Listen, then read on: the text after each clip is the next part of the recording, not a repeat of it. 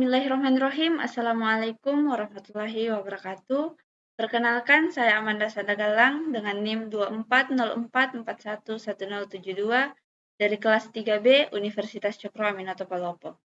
Baik teman-teman, di sini saya akan sedikit menjelaskan mengenai Internet of Things atau IoT dan jaringan masa depan. Nah, tujuan saya menjelaskan mengenai IoT ini adalah untuk memenuhi mata kuliah jaringan komputer. Baik, langsung saja kita masuk ke materinya. Nah, seperti kita lihat ada pengertian IoT. IoT adalah konsep di mana objek fisik memiliki kemampuan untuk mengumpulkan dan bertukar data melalui internet tanpa interaksi manusia secara langsung. IoT membuat benda menjadi cerdas karena mampu merasakan, berpikir, dan bertindak berdasarkan data lingkungan. Nah, sejarah dan perkembangan IoT. Konsep IoT muncul sejak tahun 1980-an. Salah satu implementasi awalnya adalah vending machine di Carnegie Mellon University yang dapat diakses melalui internet. Istilah Internet of Things diperkenalkan oleh Kevin Ashton pada tahun 1999 melalui pemanfaatan RFID untuk menghubungkan benda fisik ke jaringan internet.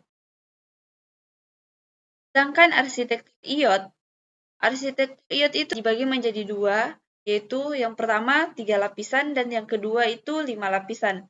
Nah, lapisan yang pertama itu perfection layer, network layer, dan application layer. Sedangkan arsitektur kedua atau arsitektur yang memiliki 5 lapisan yaitu perception, transport, processing, application business. Masing-masing lapisan berperan dalam pengumpulan dan pengiriman serta analisis data. Sedangkan komponen IoT menjadi 5 bagian. Yang pertama itu sensor dan aktuator mengumpulkan data dan melakukan tindakan. Konektivitas Wi-Fi, Bluetooth, Zigbee, atau jaringan 5 giga LoRaWAN. Dan yang ketiga itu cloud computing atau penyimpanan dan pemrosesan data.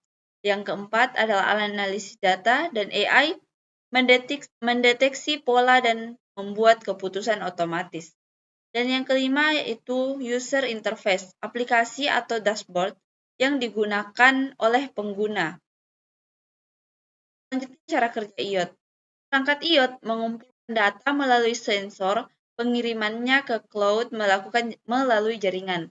Lalu, data diproses menggunakan sistem analitik atau AI. Hasilnya digunakan untuk mengontrol aktuator atau memberikan informasi kepada pengguna secara otomatis. Nah, selanjutnya itu penerapan IoT di berbagai bidang. Salah satunya di bidang smart home atau kontrol lampu, suhu, keamanan melalui ponsel.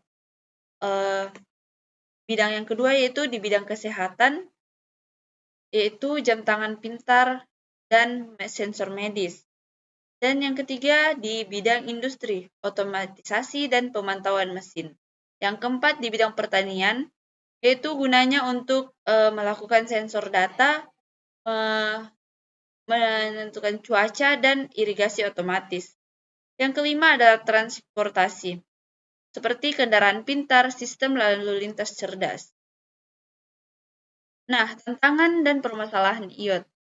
Tantangan IoT sendiri itu ada pada keamanan dan privasi data, serta standarisasi protokol komunikasi, konsumsi energi perangkat IoT, stabilitas jaringan, dan ketergantungan terhadap koneksi internet.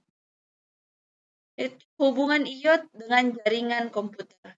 IoT sangat bergantung pada infrastruktur jaringan komputer untuk komunikasi dan pertukaran data. Perkembangan teknologi nirkabel, cloud computing, dan edge computing menjadi fondasi utama bagi keberhasilan sistem IoT modern. Nah, IoT dan jaringan masa depan.